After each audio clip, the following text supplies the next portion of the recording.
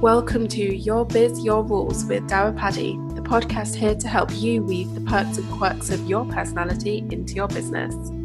Don't forget to hit subscribe so you never miss another episode. Now let's get to it.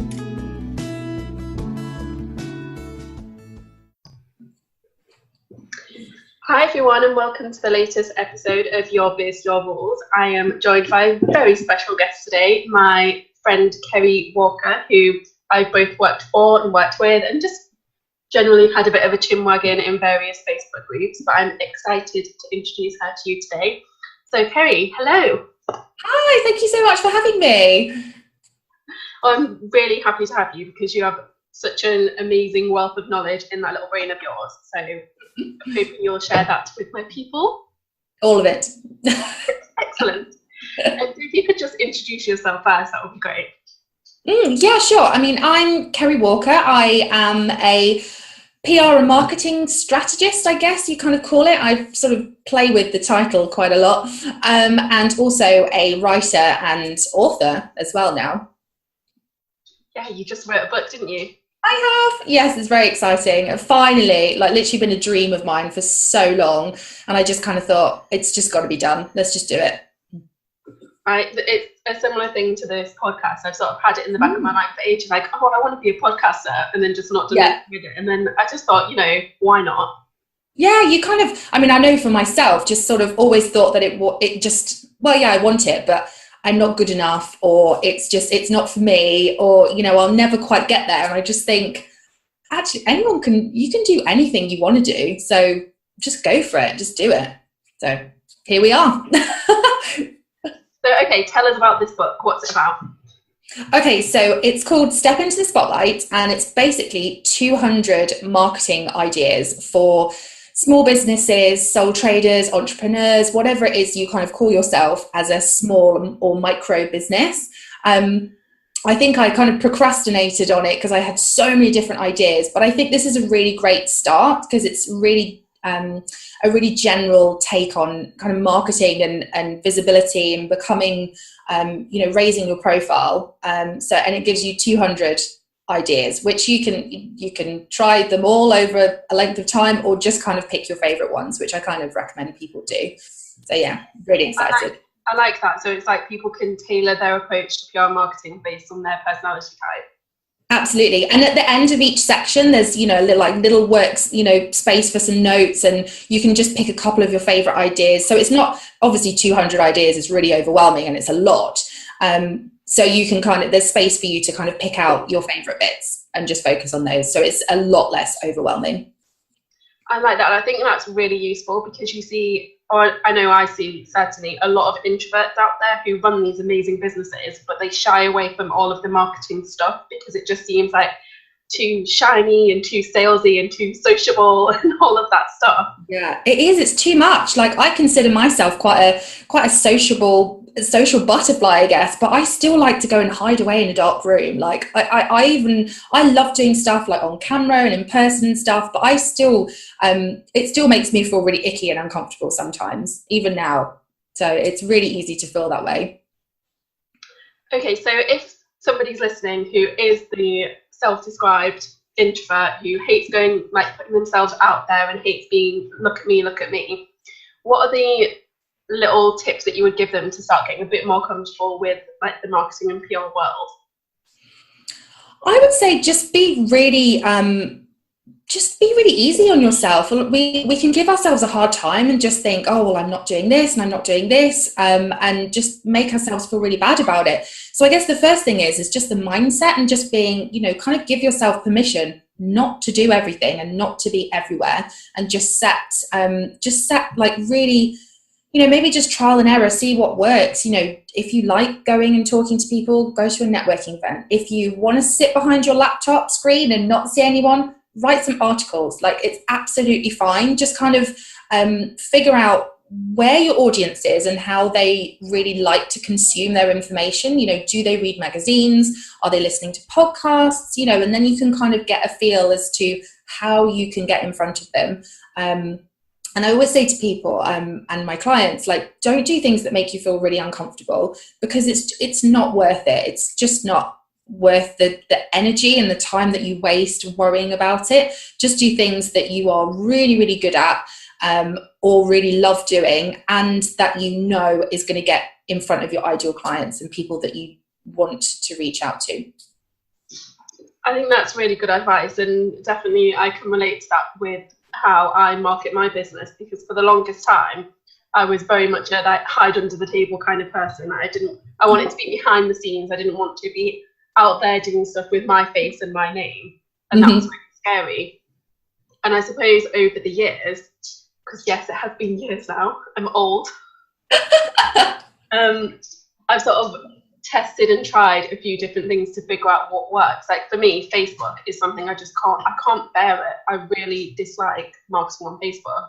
Yeah. And I think part of it is because now, like with the changes to the algorithm, nobody sees your stuff. Nobody sees your stuff. So it feels like you're just pouring all of your energy into some sort of abyss. And then also it can be just quite a negative phase. In a lot of Facebook groups, you find like a lot of that sort of mood hoover vibe, which is like really drags me in. Whereas Instagram, I'm loving at the moment. I do. Yeah, it's incredible. And I know you put off getting an Instagram account for ages, didn't you? I did forever. I literally only got it maybe a month or two ago. It's crazy. I think because I don't really like to follow the crowd. So if loads of people are talking about something, I don't do it. But also I just thought, yeah, and I was like, no, I'm a shepherd, not a sheep. I'm not going to follow everyone. But you're exactly right. Like the people that are there, I'm quite strategic, I guess, in like the people that I follow are quite positive people maybe, but from, I haven't seen, there's no negativity. It's just people sharing gorgeous things and the wonderful things that they're doing. And I don't know, it's just a completely different vibe. I don't feel like I'm actually getting sucked into social media when I'm on Instagram, and it's so different to Facebook, where you just like aimlessly scrolling or getting sucked into conversations that are just completely pointless and not anything to do with what you need to be doing in your day. And it's just so easy to get sucked into that. And exactly like you said with that mood hoover, like managing your time is important, but to me, managing your energy is actually more important, like, because you need to be healthy in your mind. And I just don't think Facebook can do that. I know probably a few weeks ago now, I noticed myself getting in this habit where it's in between each thing on my to-do list, I sort of hop over to Facebook and just scroll through the feed without actually reading anything, and then I think, no, close the browser, but then I'd open Facebook on my phone straight away and scroll. I know. Why do we do it? I don't know. Madness. Especially because we feel quite strongly about it and we still do it. It's like, why? And I hear so much, like when you just said about, that Facebook changes and things. And I'm hearing this a lot from people at the moment. Oh, Facebook, it's not very good for business. And they're talking about spending more money on ads. And it just kind of makes my heart break, because I'm like, guys, there's so many different ways that you can promote your business. You do not have to just advertise on Facebook. Like, there's so many different ways that you can get in front of people. I think like an important thing to remember is that if you enjoy Facebook, you can get loads out of it. You can see a massive benefit.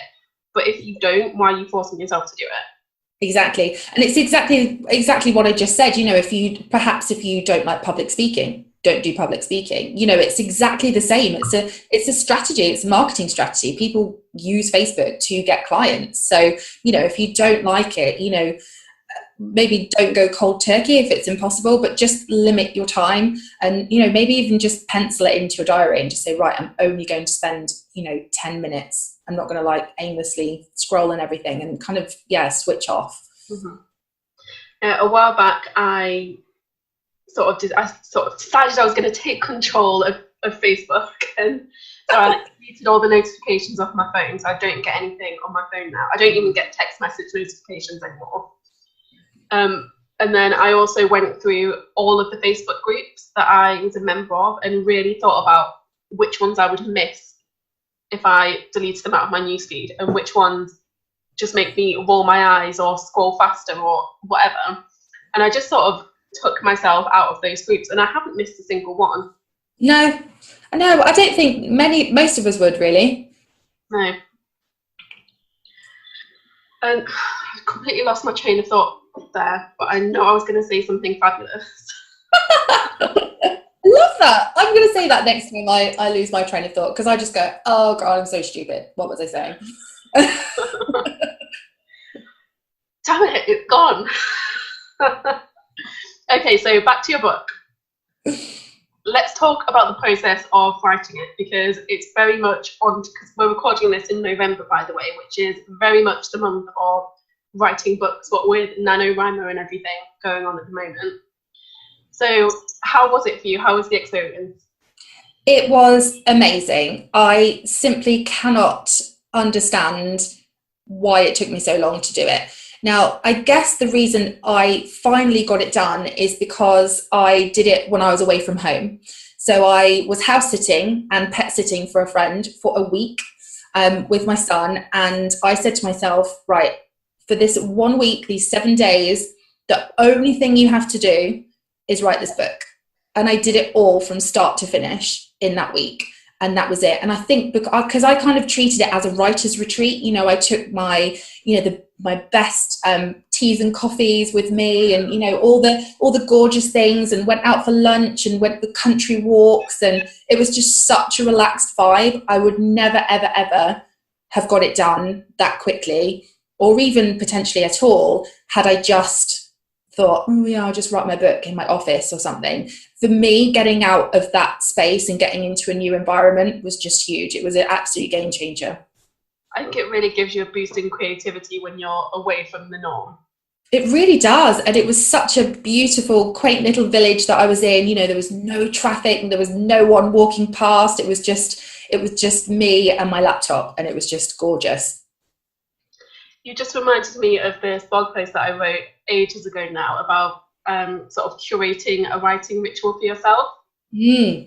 Because you see so much advice out there that's just like, get it done, do this, set your timer, blah, blah, blah. And it takes the sparkle out of it, doesn't it? It really does. Not many people can work like that. It's really, really hard. Yeah, and I'm more like, just think about the things that you actually enjoy having around you and make it a bit of a treat, and make your nice tea and have your delicious croissant and put your favourite album on, and just like be comfortable, wear your pyjamas, and just, you know. I think I was probably in my pyjamas at least 80% of writing my book, for sure. I think there's this very sort of accepted story that writing has to be arduous and it has to be painful and it has to be somewhat tragic, and and it's like a year-long process or something, you know. Whereas, I mean, I guess, you know, traditional publishing, I'm self-published mine because that's what I kind of help my clients to do. So it made sense for me to actually do that myself and actually go through it, so I understand what my clients are going through, really. But I know a lot of people who have been published by, you know, Hay House and, you know, other big places. And, you know, that is quite a long lead in. They might get a yes to their idea, but then they've got, you know, 6 months or a year or something to do it. And whilst they've got, you know, the occasional email of how you're getting on, there's still quite a long time to kind of do it. And that's, I don't know, I would really struggle. I'm much better at, right, I need to get this done this month or something.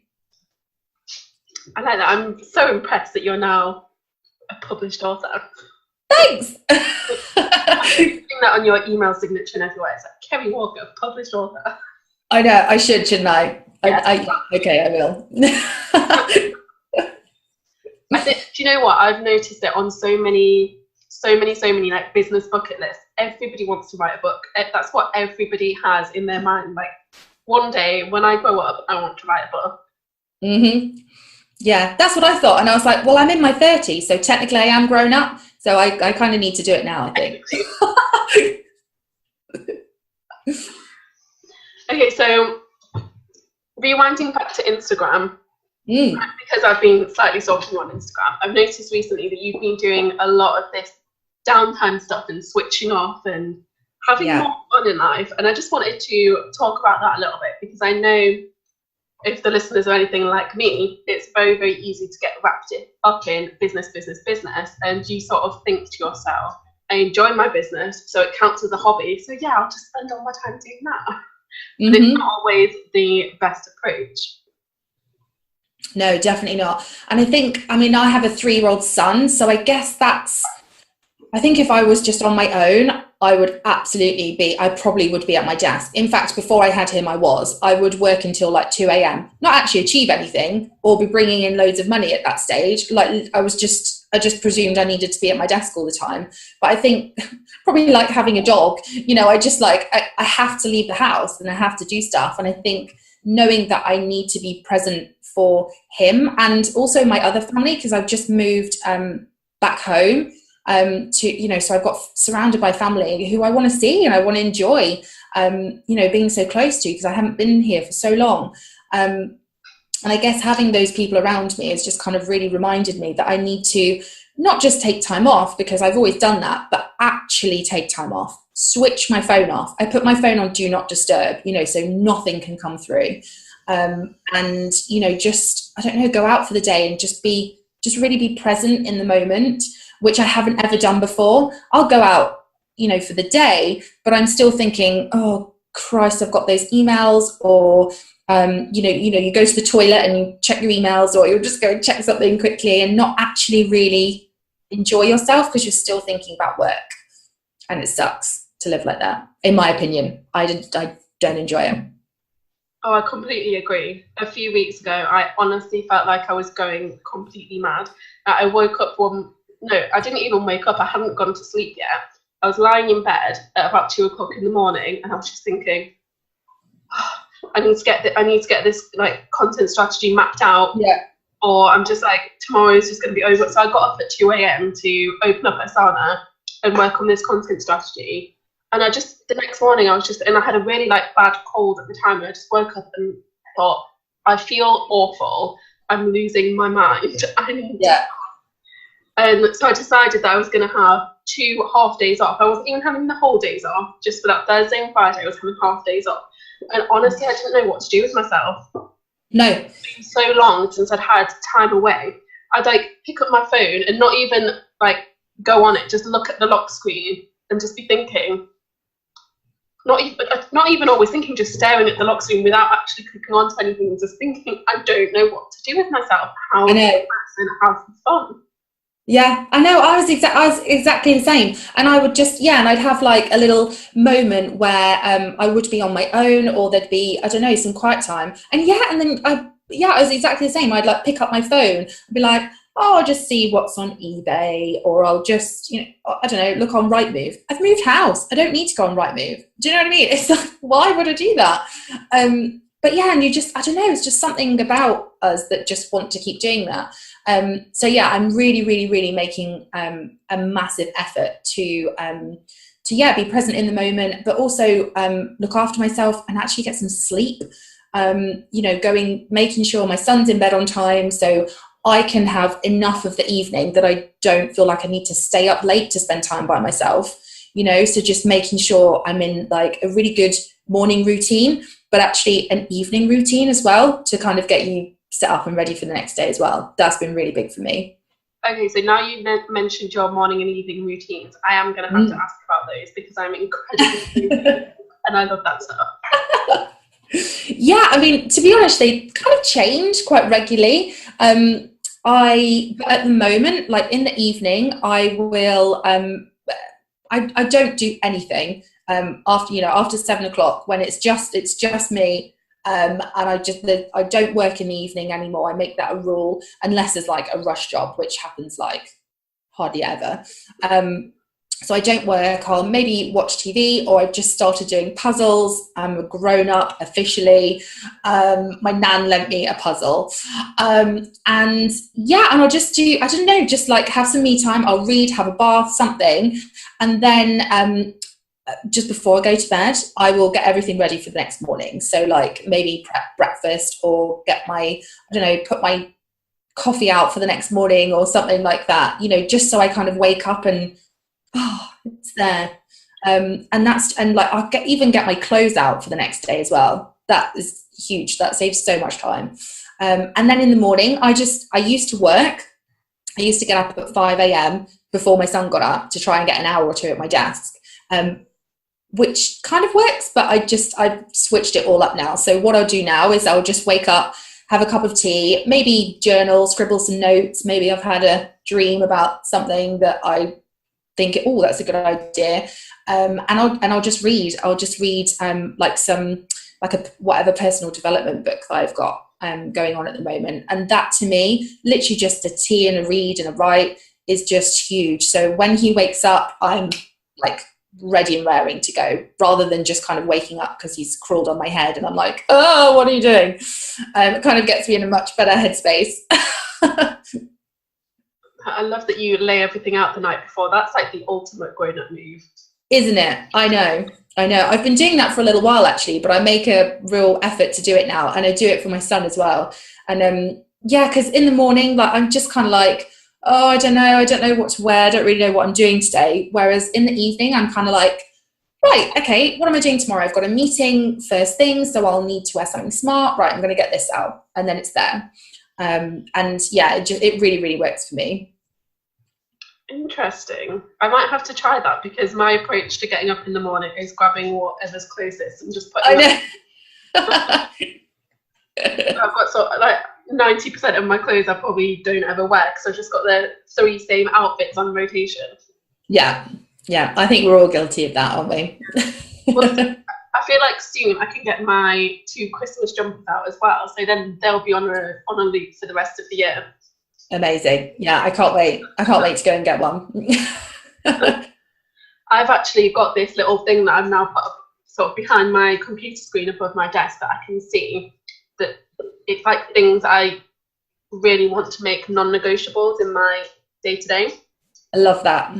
Because I feel like if I don't have it there where it's visible, I might forget, or I might pretend that I've forgotten and just let things slide. Yeah.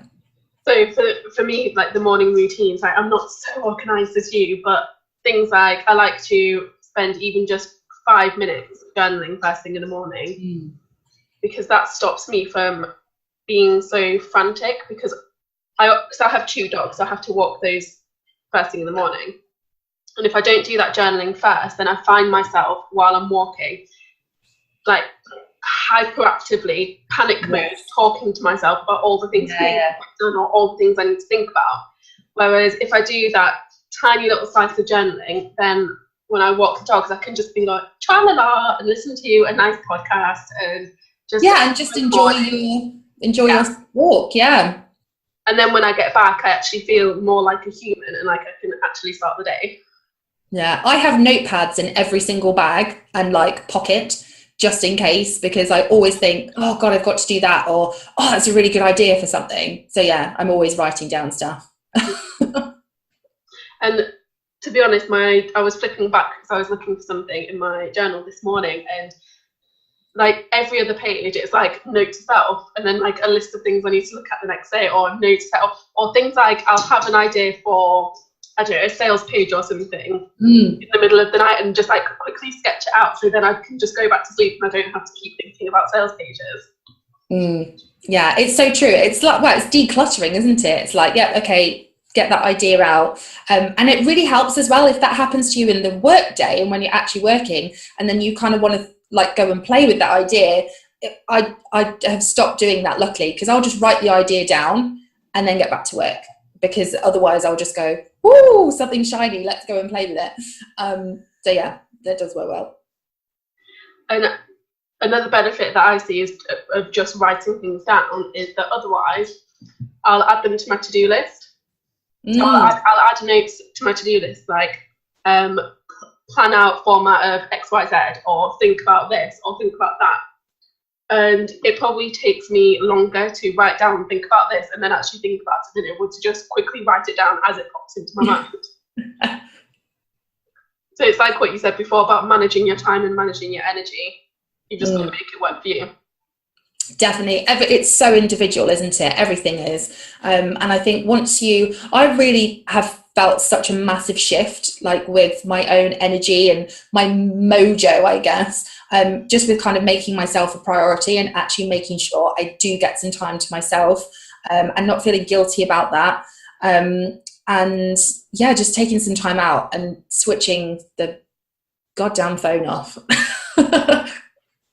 Yeah, I think the guilt side of that is a really interesting point, because I don't know if it's like a woman thing or if it's just a working from home thing. I can't say it's a parent thing because I don't have kids, but it's so easy to feel guilty about what you're doing.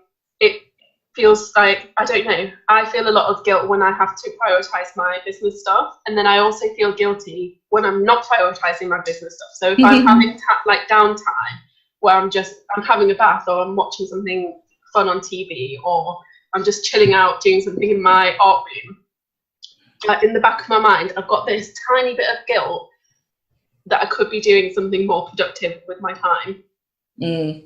Yeah, it's so easy to feel like that. I do it all the time, and then I kind of tell myself, no, you need to do this. This is just as important as getting the clients and making the money. Like, you need to be healthy, and you need, 8 hours sleep a night to be able to serve and find those clients. So like, yeah, you just have to kind of, I like literally probably have in my head with myself all the time, like, oh, I'm thinking this. No, Kerri, be quiet, you're fine. I do that. I argue with myself all the time. Oh, good. Not just me then. Not just you. I think that's a really important lesson, is that it's not always easy to relax and switch off, but it's really important to do. So you need to push yourself to do that, because it's so easy to just slide into doing work or doing something, doing the busy work, checking social media, scheduling social media, doing whatever it is that you do. It's really easy to just let that occupy all of your time. It's not so easy to take time for yourself, but that's what you need to do. You need to continue to just tell yourself, no, I'm having 20 minutes off. I'm having 20 minutes to just go for a walk, to read a chapter of my book, to do this, to do that, whatever it is that helps you wind down. You need to consistently show up and force yourself to do it, because it won't always feel natural. No, it really doesn't. And I actually like just say to myself, like, and I'll write it in my journal sometimes, or I'll say it out loud if I'm having a wobble or something. I give you permission to take and to need to off. Like, I love I love being things here. There's too many distractions for me when it comes to checking phones and just, I don't know, just stuff. It's much easier for me to relax and switch off when I actually just leave and just go out and do stuff, because I'll quite easily not look at my phone all day. Won't even give it a second thought. I won't even think, shall I check my phone? No, I won't. It won't even come into my mind. So do you find it helpful to schedule in that time to take off and wind down, or is it now just something that you naturally do? It's just something I naturally do now. My son's not in full-time childcare, never has been. That was something I never really wanted to do. I always wanted to be quite present and there, so we could just go out all the time. So it is something that I have naturally fallen into, and I'll make sure we go out to certain, I'll make sure we go to the library for the story time, or to actual set times, so it makes me go, rather than just, oh, let's go out for a walk today, and then it's too easy to not. Yeah, I think that's something that you can also do if you don't have children that force you to leave the house. So anyone listening using the lack of kids as an excuse, stop it. You can find a way. Sign up to a Zumba class. I don't know, make a bi-weekly lunch date with a friend. Do something that forces you to just get out of your workspace and chill. I try and do one thing every day, like get out the house one time every day. And, like at the weekend, I didn't really want to do too much. So all I did was walk round to my grandmother's house, which is like a 10-minute walk away, and usually I'll drive because we've got, bags or whatever. But, we cycled and walked round instead. So I was like, technically I'm getting out the house, but really I'm just having a lazy walk and going for lunch. But, it was something. When I first went full-time freelance, I just knew in myself that I was going to turn into a crazy hermit. I do it because I'm I've always been the kind of person who, that if I took a week off work or something, I could happily not leave the house for that entire week. Yeah, me too. Like sit inside with my box sets or my book, or at the time it would be my study materials, and just like be comfortable, be warm, not see any other humans, and it would be great. I thought that maybe if that became day in, day out, every single day of my life, I would lose my mind a little bit. So the weekend before I left my corporate job, I went and got a puppy. Love it. That's why I've got 2 dogs now, because I just thought, what's going to force me to leave the house consistently? And the answer was a dog. I have to go out and walk my dogs twice a day. Yeah, it's genius. Yeah. So yeah, they serve a purpose as well as being incredibly adorable and lovely. Cuddly purpose. Cuddly purpose, but also a mental health purpose, in that they forced me to go to the park. They even forced me to talk to other dog walkers, which is a crazy world to be part of, by the way. Random strangers think it's perfectly acceptable to just come up to you and start full-on conversations, and it seems to be completely fine for none of us to know each other's names. It's just like, oh yeah, that's Ruby's mum, that's Gunner's dad, that's, you know, like the dog's parent. It's I could not tell you like one person that, even though I speak to them pretty much every day, I could not tell you any of their names, but I know them intimately. Love it. It's like this magic dog world. It is. I'm sure there's an equivalent with parenting. I've talked to the lengths that people have talked to me about, you know, childbirth, and God, I won't even go into it. But I appreciate that. Yeah, like you can see people at like months for like classes and all these kind of things. You never ever even get introduced, like you never. And then, you know, you're 3 weeks in, you don't want to be rude and ask their name because you've already heard, you know, all the horror stories of their life and everything. And yeah, you just don't really, I don't know, it's really sort of, obviously it goes with working from home and that kind of isolation and stuff. It's really hard to meet people. And then to actually meet people that you like and want to hang out with is even harder. Really, really. Like having a baby, because I thought, oh, it's going to get me to loads of groups and stuff, and it did, and it was lovely, but like everyone's got their network of people, like they're not really looking for new friends or anything, so it was really hard to, I don't know, meet new people. And exactly the same with like business, when you're trying to get out there, it's like people have already kind of got their established groups of people, haven't they? So it is quite tricky to find your people. Yeah.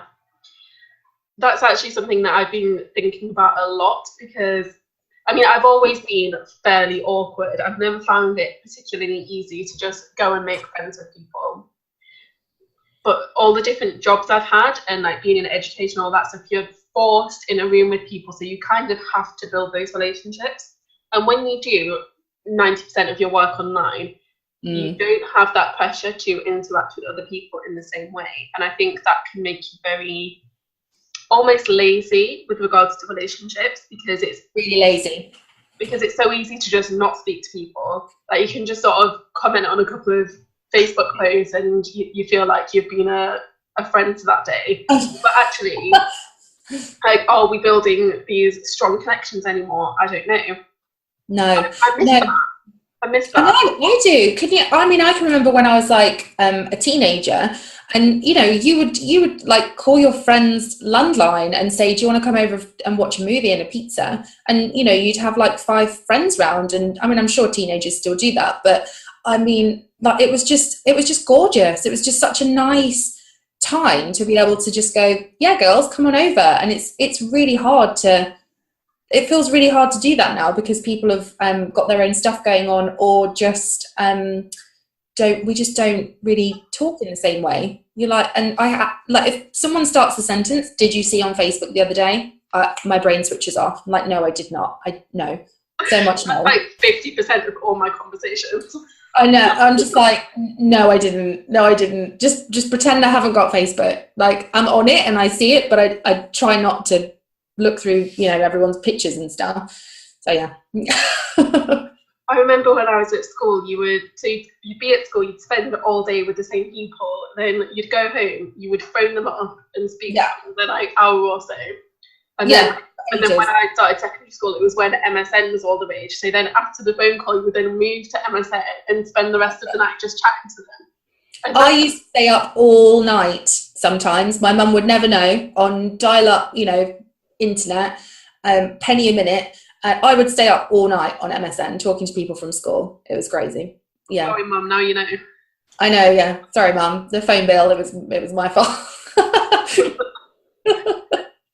Yeah, and I think, I've sort of put a few measures in place to start, or not necessarily start, but to continue building better relationships with people, because I know that's a bit of a failing of mine. So I've got a weekly Skype call that I have with Emma Ward from the Freelance Lifestyles group. So we have a chat every Tuesday morning just to chat about what we're doing that week and bounce ideas around, and if we need any accountability, that sort of thing. And that's been really helpful for my sanity. Even just saying the things that I'm thinking in my head out loud to another person just helps you make so much more sense of it. It does, absolutely. And even if they don't always offer you advice, just like you say, just saying it out loud and having that accountability that every Tuesday morning you're going to talk to your buddy, and it's just huge, isn't it? Because it makes you get to your desk on time, and it's like going to the gym with a friend, isn't it? You've got that accountability to do it, and it is so powerful having those people around you. Yeah, and you get to enjoy that bit of small talk as well that you miss out on with working from home, because a lot of our communications now it's like business. So you don't like do the pleasantries, you don't make small talk, you don't talk about, what did you do this weekend? Oh yeah, we did this, and blah blah blah blah, all that nonsense that you get. Yeah, exactly. And you just like ask about whatever it is you need to ask about. You don't like ask about the kids or the dogs or the husband or what they had for dinner last night and all of that stuff. And I just think that is so important for your sanity and your inner world. Yeah. Okay, I've been yammering on an awful lot here, so let's wrap it up. Okay, so last question. This is something that I'm asking absolutely everybody at the end of each interview. So what is your biggest guilty pleasure, and how do you weave it into your work? Oh, my biggest guilty pleasure. Work related? It doesn't have to be work related, it can be anything. Does food count? I suppose food could count. I don't know. I'm so bad at thinking about these things. My guilt, I guess, when I'm by myself, I really try and VIP it up, I guess, because it doesn't really happen too much. So I really try and make the most of it. And food is usually the way that I do that a lot. I should be huge. The amount that I eat is horrendous. Yeah, you should be huge. It's really nice. I eat a lot. Not fair at all. Every other picture on your Instagram account is some sort of delicious coffee and pastry affair. I know, yeah, it's disgusting. Yeah, it is horrendous. And I'll say to my son, eat your fruit and vegetables, and then when he goes to bed, the chocolate comes out. Well, you've earned that privilege as the grown-up in the house. You've earned that privilege. Thanks. Okay, so where can we find you online? My website is kerriwalker.co.uk. You can now find me on Instagram. It's Kerri L. Walker. The same for Twitter as well. And you can find me on Facebook as well, of course. Kerri Walker Comms is my business page.